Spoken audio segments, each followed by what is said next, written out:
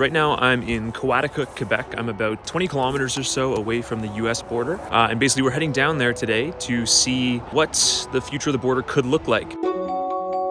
Our new border plan, backed by an investment of $1.3 billion, will secure our border against the flow of illegal drugs and irregular migration. Canada announced that it was going to crack down on border security in response to a threat from Donald Trump, who said that basically Canada has to, harden its border, prevent migrants from coming into Canada, crossing into the U.S. There's a small number of people crossing here compared to the southern U.S. border, but those numbers have been increasing, so people in the U.S. are concerned. That flow of people at one time was, mostly heading north. People were heading from the United States into Canada seeking asylum at Roxham Road. Now, most people are actually heading the opposite direction. And also there is concern about illegal drugs, notably fentanyl, coming in from Canada as well. This new money for surveillance, these are new teams for the RCMP to have drones flying above the border, helicopters, install sort of mobile surveillance towers. There was money for Canada Border Services Agency to invest in, dog sniffing teams and ways to stop people from crossing and smuggling drugs illegally across the border. So I've just crossed the border into Vermont. I'm in Derby, and behind me, what looks like a cell phone tower is actually a surveillance tower. Now, the farmer who owns this land gave me permission to come up here and get a closer look at this tower. This is one of a network of these towers that are starting to appear on the U.S. side of the border, bordering Quebec, in Vermont, and in New York. And these towers keep watch out for basically illegal immigration, for migrants who are trying to cross.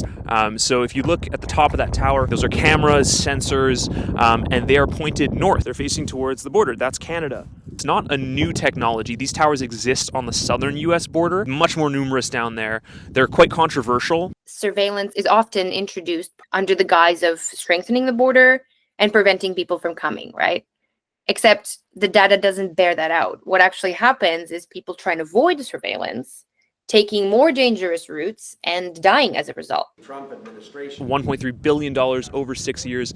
That's not a ton of money, but they did say that they want to build some towers like this. It's potentially cheaper, it's potentially easier to surveil wide sections of the border than it is to have enough people patrolling and staffing what is a very remote border, right? You can see behind me, this whole area is quite wooded. This kind of technology, surveillance tech like a tower like this, like drones, they're being used more by U.S. Customs and Border Patrol, also by the RCMP, who police the border on the Canadian side. Driving around, you see Border Patrol vehicles everywhere. They're patrolling frequently. So Canada's doing the same thing. Canada's investing in drones. Canada's investing in helicopters. Canada's going to be building towers like this, although they won't be permanent like this structure. They will be mobile surveillance towers. Now, whether or not that will be successful in, appeasing Donald Trump, appeasing U.S. officials, is not clear yet. We're also not sure if this is going to deter people from trying to cross in the first place.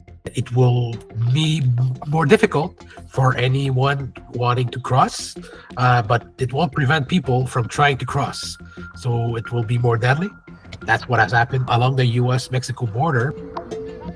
Okay, so I'm back on the Canadian side of the border. I just wanted to give you guys a good look at how far this thing can see. So I'm about a kilometer on the other side of the border and on the Canadian side, and yet, I can see this tower crystal clear. If you can see over my shoulder, that's it there on the hill. This border is so vast, right? And there's no way to keep watch on every inch of that border unless, you build something like this.